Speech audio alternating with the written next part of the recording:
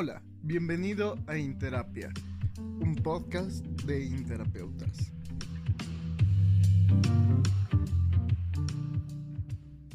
El cine es un espejo pintado. Bienvenidos a nuestro sexto podcast.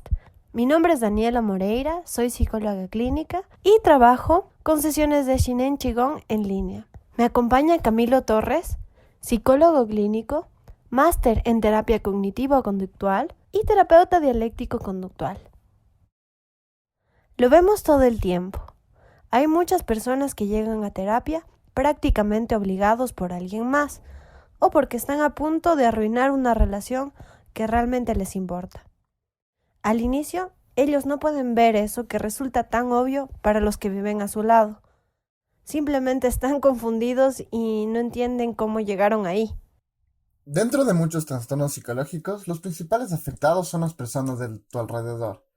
Uno de los síntomas más comunes es la incapacidad de relacionarse con el entorno. Las relaciones con la familia y las de la pareja por lo general son las primeras que se ven afectadas, se mantienen inestables y luego de esto se expande a la parte social y laboral. Así que cuando alguien nos sugiere que vayamos a un psicólogo, tal vez resulte siendo un buen consejo para darnos cuenta de cosas que tal vez no nos demos cuenta nosotros mismos.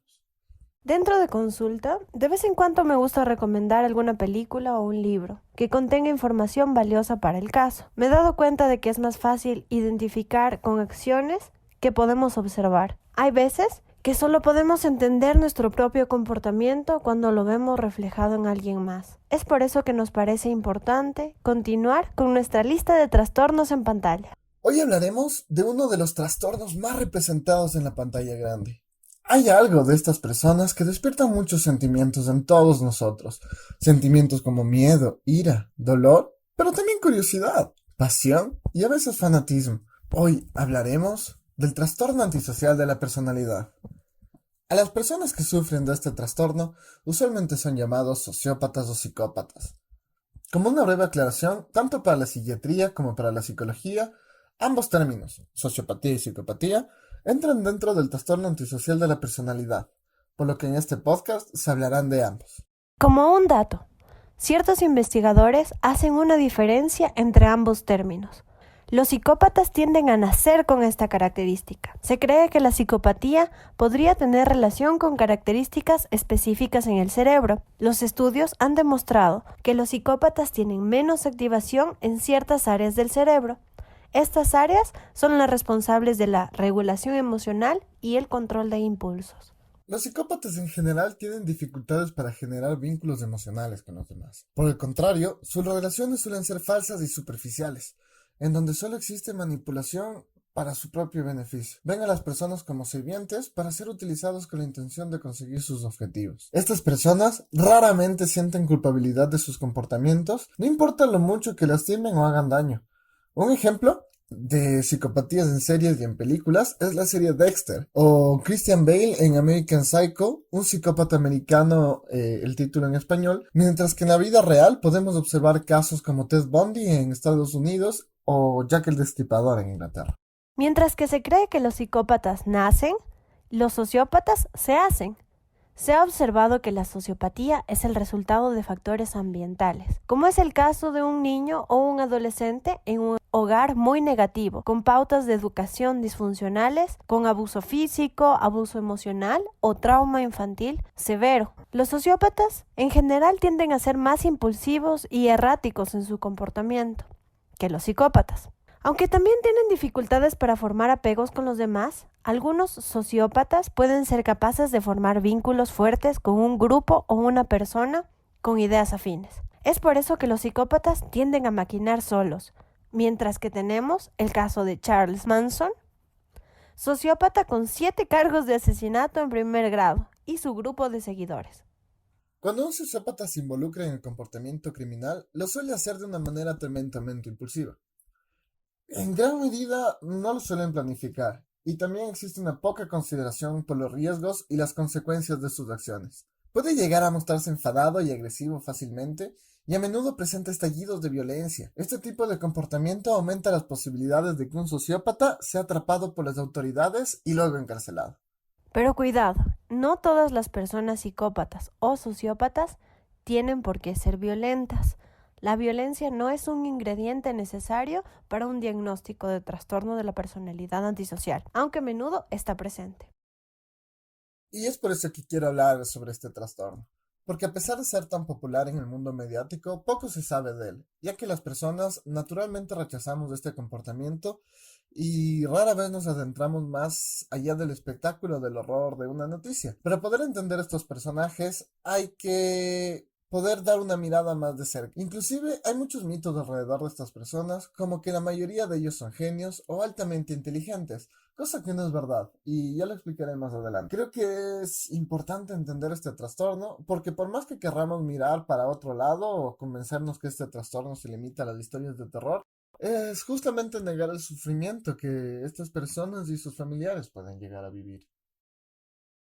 Aunque es difícil empatizar con estos personajes, muchos de ellos viven vidas tormentosas, porque al final de cuentas no son ajenos a la realidad y llegan a entender la gravedad teórica y social de sus acciones, por lo que normalmente en su juventud y niñez se sienten desadaptados, culpables y monstruosos por la cadena de necesidades, impulsos y pensamientos que no pueden evitar. Aumenta su ira y su rencor.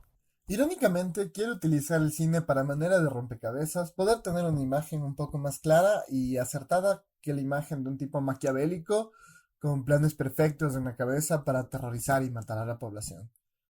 Y en las primeras piezas de un rompecabezas, cuando hablamos de un ser humano, vendrían a ser la niñez. Y es que este trastorno, como la mayoría de trastornos de la personalidad, empieza a dar sus primeros indicios en la niñez. Si no lo has visto, te doy unos segundos. Every day it's getting faster. Everyone said go ahead and ask her. Love like yours will surely come my way. Esta película nos da la oportunidad de observar el desarrollo de una mente psicopática. Justamente este es un trastorno que tiene un desarrollo por etapas. Pudiéramos decir que tiene capas o pasos. Y curiosamente, el primer paso de este trastorno ha sido una tendencia por muchísimos años entre los padres de familia. Estoy hablando del trastorno de déficit de atención e hiperactividad o ADHD.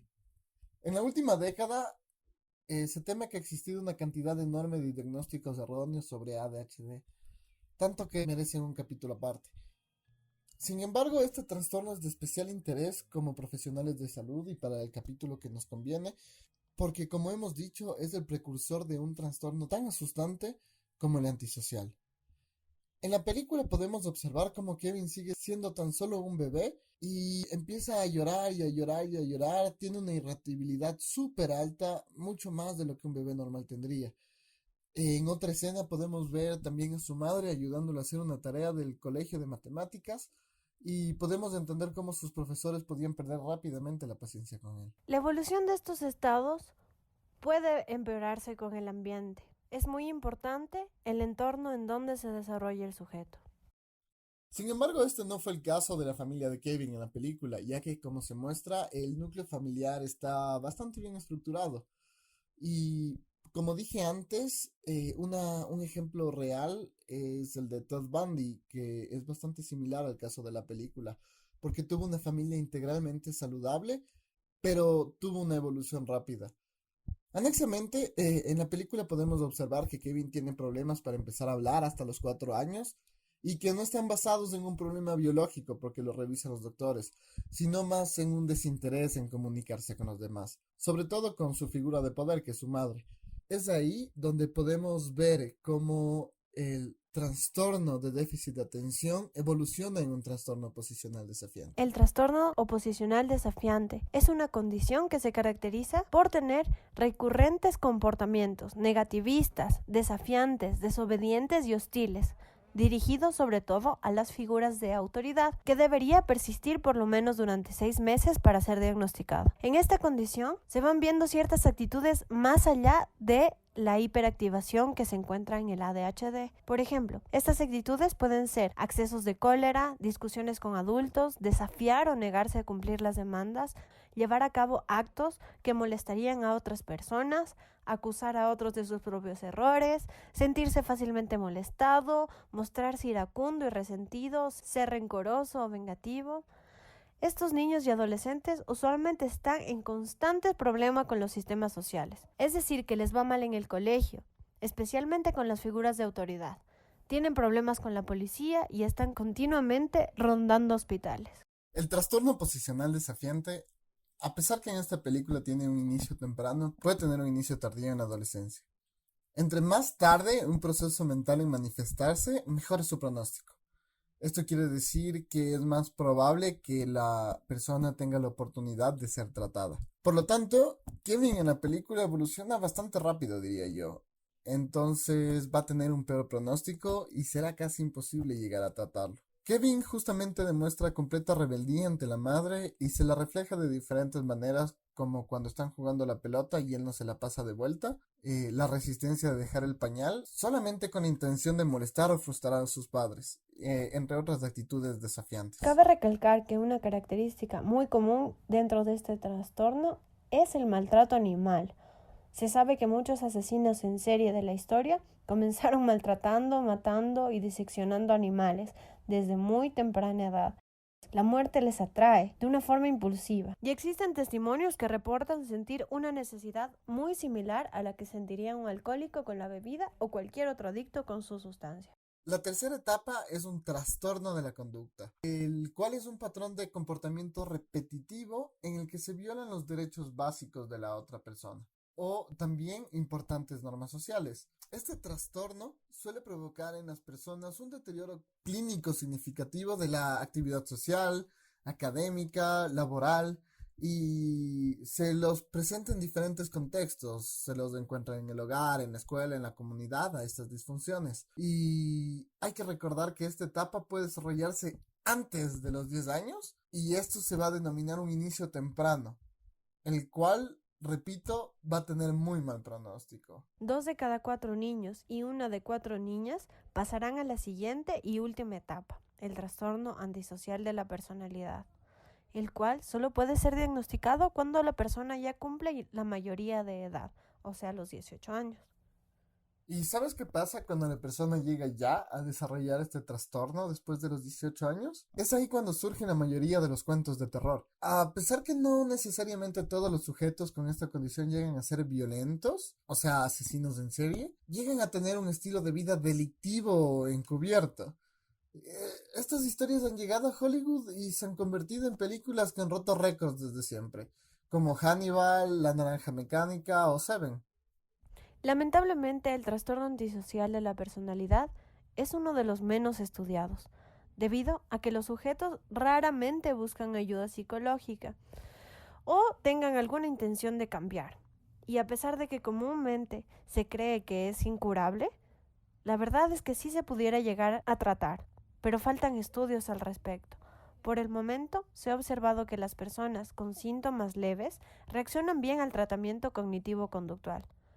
Y por la parte psiquiátrica, que los antipsicóticos pueden ayudar con la agresividad. También este trastorno puede existir con otras enfermedades mentales como la psicosis en la película El Resplandor o The Shining, el trastorno de personalidad histriónico por parte del protagonista de La Naranja Mecánica o el trastorno disociativo en la película Psicosis. Curiosamente, estas tres películas que menciono son del director Stanley Kubrick. Ahora, ¿estas personas son genios como muestran las películas o no? Aunque el cine esté repleto de Jigsaws y de Hannibals, las personas con este trastorno no llegan a tener una inteligencia mayor que la persona común. Y en realidad, inclusive la mayoría de personas en las cuales se ha sido capaz de estudiar este fenómeno tienen un coeficiente bajo. Sin embargo, por falta de emoción natural, como el ponerse nervioso, el avergonzarse, el culparse, pueden enfrentarse a la cotidianidad, a la vida diaria con frialdad. Y esto muchas veces les ayuda para parecer personas carismáticas y empoderadas. Es verdad que existen casos donde se ha encontrado una persona muy inteligente y preparada detrás de crímenes atroces, pero la frecuencia es igual que en las personas sin este trastorno. Por lo tanto, no necesariamente todos son súper inteligentes, pero sí es verdad que pueden llegar a ser más carismáticos y llegar a reclutar gente y hasta seguidores fervientes de su plan. Mi película favorita de asesinos creo que es No Country for Old Men. Y ahora nos vamos a enfocar en un trastorno que, al contrario del trastorno antisocial, que se da mucho más en hombres que en mujeres, el trastorno limítrofe de la personalidad o borderline se da mucho más en mujeres que en hombres. Es muy interesante que topemos este tema, ya que entra dentro de mi campo de especialidad. Hice mi tesis de maestría con respecto a este tema. ¿Sabías que este trastorno se está volviendo cada vez más común en las consultas psicológicas? Además, como dijiste, la mayoría de mis pacientes con este diagnóstico han sido mujeres jóvenes. ¿Sabías que este trastorno se está volviendo cada vez más común en las consultas psicológicas? Además, la mayoría de mis pacientes con este diagnóstico han sido mujeres jóvenes. 3 de cada 4 personas con este diagnóstico son mujeres. Los pacientes con el trastorno de personalidad limítrofe representan el 20% del total de las personas que requieren hospitalizaciones psiquiátricas. Esto se debe a que se cortan a sí mismas, consumen drogas, existen trastornos de la conducta alimentaria también, como la anorexia y la bulimia, y lo más preocupante es que es la población con mayor estadística de intento de suicidio. Las personas con este padecimiento tienen verdaderas dificultades para regular sus propias necesidades y emociones, por lo que se encuentran a merced de sus propios impulsos. No saben poner límites y están siempre en un cuasi permanente estado de confusión respecto a ellas mismas, como si no tuvieran una identidad propia que les sujete en la vida. Es lo que las personas suelen llamar crisis de identidad. Se suelen aferrar a una relación con cualquier persona, grupo, sectas, siempre de una forma compulsiva. Son personas que viven en extremos y pasan fluctuando su estado de ánimo, del amor al odio, de la idealización a la satanización, del te amo al te odio, del eres lo mejor que me ha pasado a eres lo peor que me ha pasado. A la euforia, a la tristeza, de la confianza a la paranoia. Y justamente estas personas bordean estos dos extremos y de ahí es de donde nace el nombre originalmente borderline, porque su estructura mental no les permite integrar los matices, las graduaciones ni las ambivalencias. Su pensamiento es blanco y negro.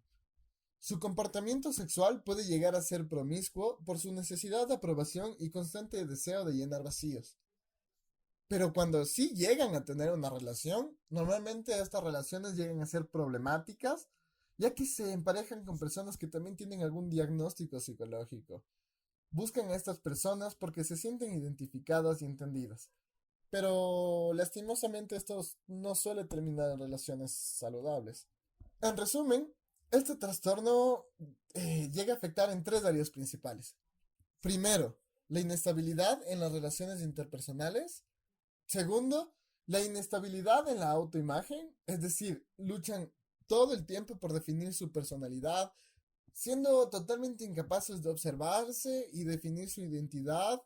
Y tercero es la afectividad, es decir, sus sentimientos los controlan a ellos en lugar de ellos controlar a sus sentimientos.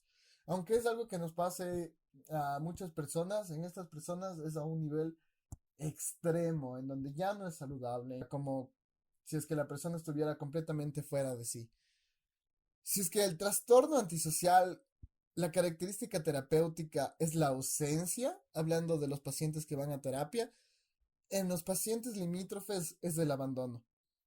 Los pacientes limítrofes históricamente han sido uno de los retos más grandes para nosotros los psicólogos. Respecto a la causa del trastorno, realmente existen muchas teorías, pero ninguna conclusiva. La ciencia se debate y se divide entre observar si es que este es un trastorno con el que se nace o justamente es un trastorno con el que se hace. Se presume que este trastorno puede estar entre la mitad, que justamente llegas a ser predisponente y que los factores sociales activan esta condición. La teoría social más aproximada es la psicodinámica, que estima que esta enfermedad puede provenir de una relación disfuncional con la imagen materna en la infancia temprana, en sus primeros años de vida, en donde a la persona se desvalida la expresión emocional y no tiene la oportunidad de poder explorar su inteligencia emocional, llegando justamente a necesitar la aprobación emocional de los demás y extremizar sus propias emociones para ser tomados en cuenta.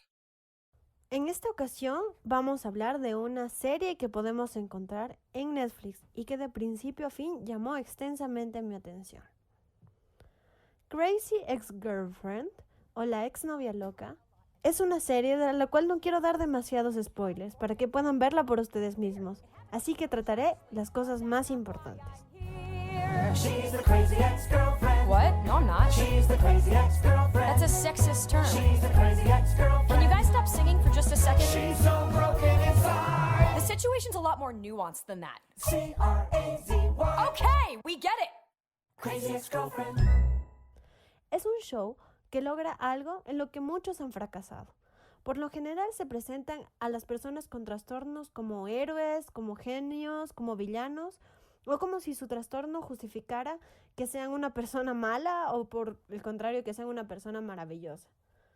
Rebecca, que es la personaje principal de esta serie, es compleja, pero entra dentro del rango de la normalidad. Uno se puede identificar fácilmente porque no es perfecta. Tiene problemas mentales y problemas físicos notorios, problemas reales. Algo sobresaliente en la serie es el aspecto físico de la protagonista. Es una chica guapa, pero muchas veces aparece sin maquillar.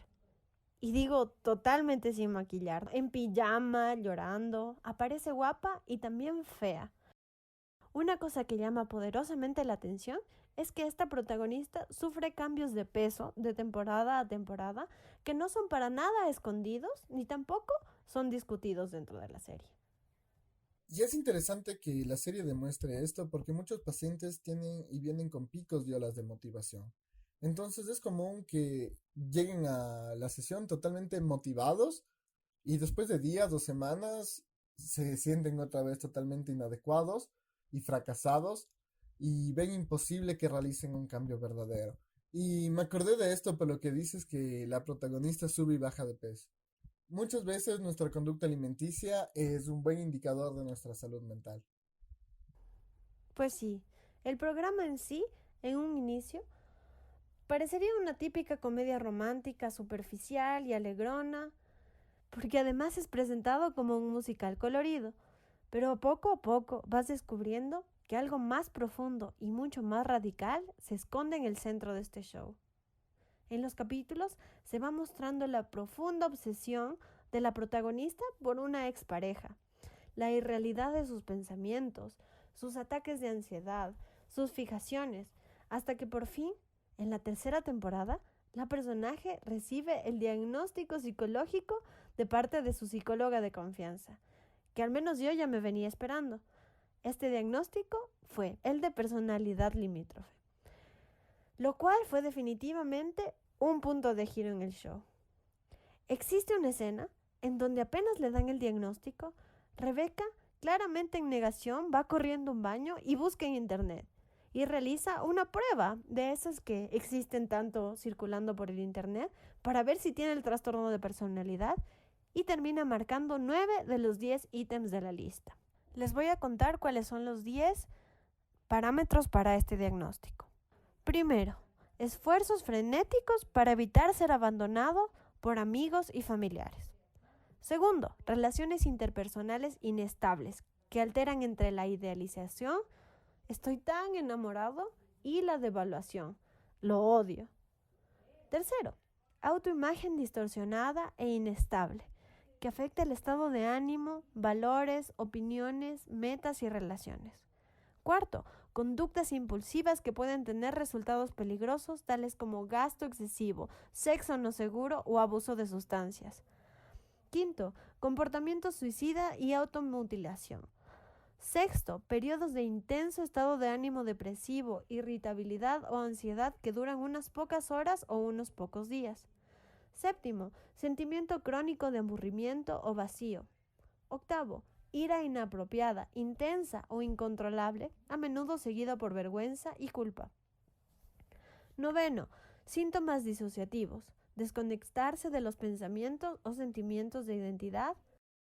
Es entonces cuando la protagonista se da cuenta que efectivamente todo lo que le había sucedido tenía un nombre y una explicación. En ese momento, ella asume su papel dentro del diagnóstico e incluso le hace una canción a su diagnóstico. Realmente me gusta el desarrollo del personaje, puesto que continúa y se puede observar parte del tratamiento que recibe y también qué sucede cuando deja de asistir a las terapias. Es muy común que estas personas desde muy chiquititas vayan rotando entre diferentes psicólogos, intentando obtener una respuesta a su exagerada conducta. Agregando a todo esto, esta enfermedad es fácilmente confundible con otras enfermedades mentales, lo cual hace que sea una pesadilla diagnosticarla. Estas enfermedades que son similares puede ser la depresión, la bipolaridad, la psicosis, la esquizofrenia, por lo tanto el diagnóstico puede llegar a ser complejo y erróneo. Establecer un buen diagnóstico es fundamental para que la persona pueda llegar a encontrar la ayuda que necesita, ya que existen mejores alternativas para el tratamiento en este trastorno que los anteriores que mencioné.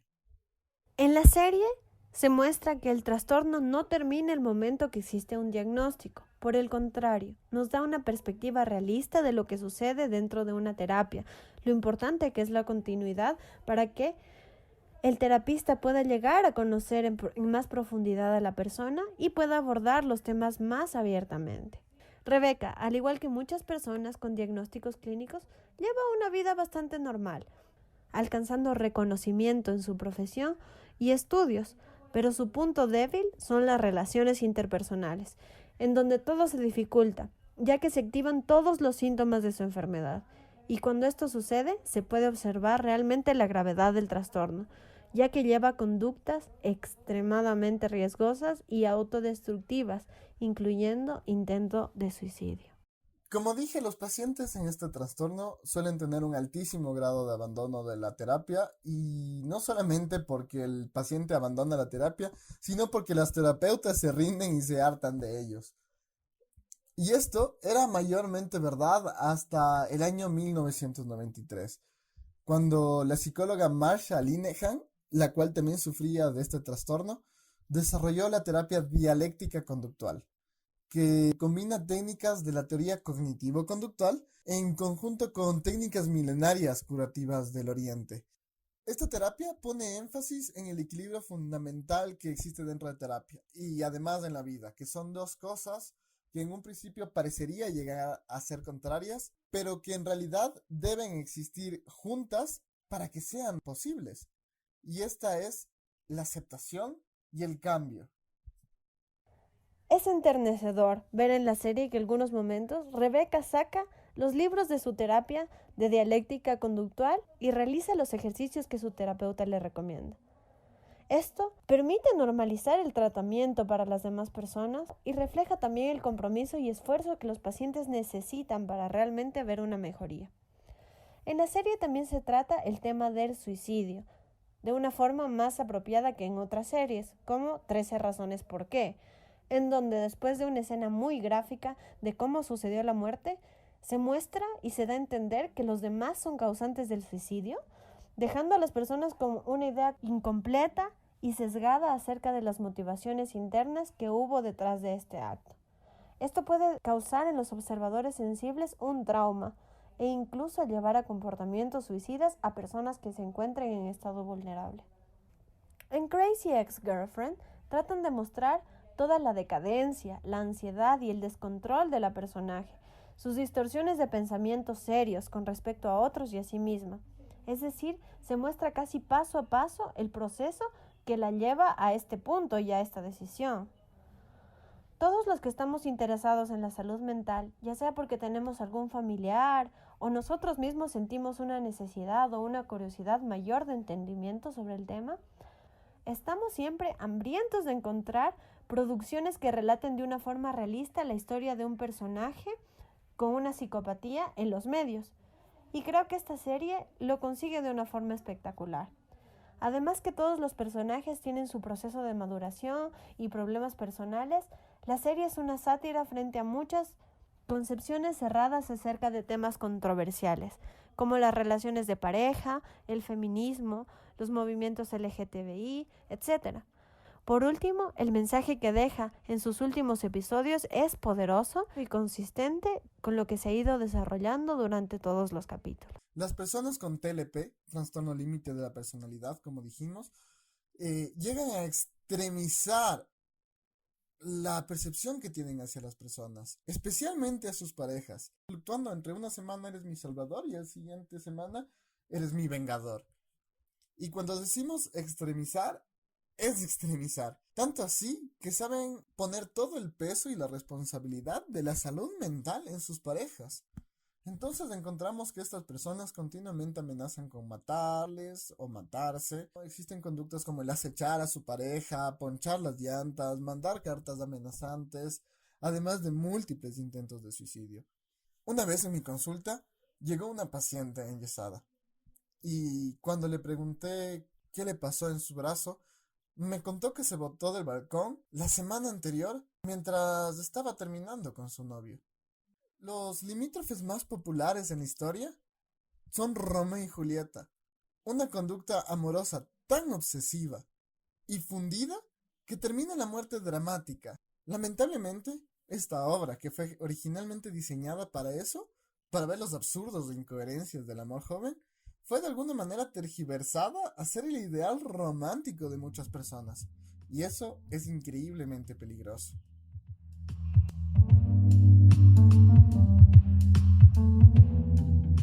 Ahora tenemos una sorpresa. Vamos a hacer un sorteo de una deliciosa pizza mediana por nuestro primer mes al aire. ¡Pizza!